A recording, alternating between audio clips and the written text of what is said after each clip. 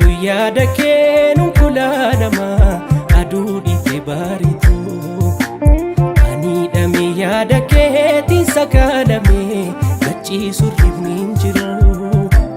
Namni hidhamee yaadamee si fannaanamee qalbii na haddaatiru.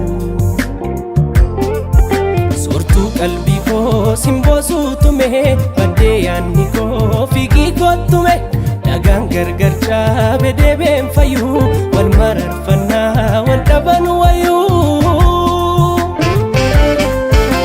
Seeda yaada kee gurdumeen ceehuu dadhabaa.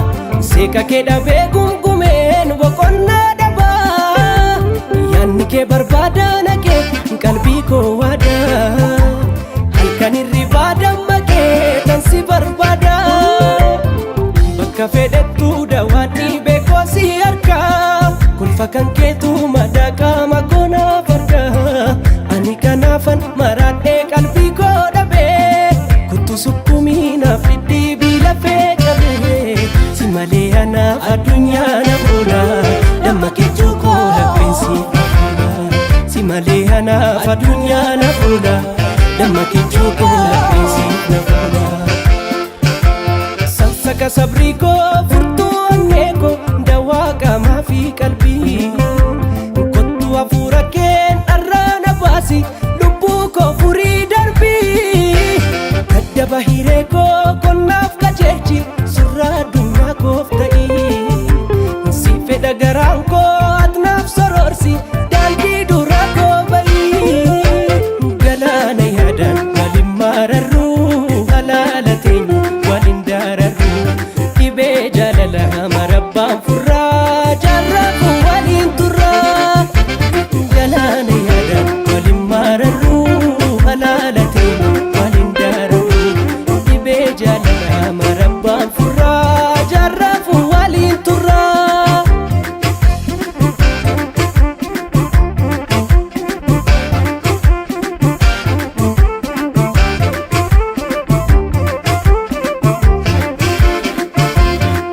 Falfalaan faalamee wala baaba'uu. Jibbi jaalalaan dhaalamee nu bira ga'uu. Markaba jaalalaa irratti mana jaarrannaa. Haala fuulaa tarkaanfannee gowwan jaalannaa. Isa joojiru koo naaf taatee duniyaa dhuunfaa. Gadoo hiree koo si toofee narraa urgufaa.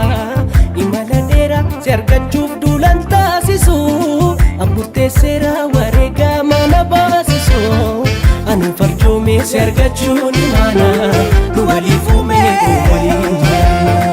Anu farjoomee si argachuun imaana. Nu waliif uumee waliin jiraanna. Halkan manaa bakkoo si faana bulee subiin ka'ee jeeqamaa.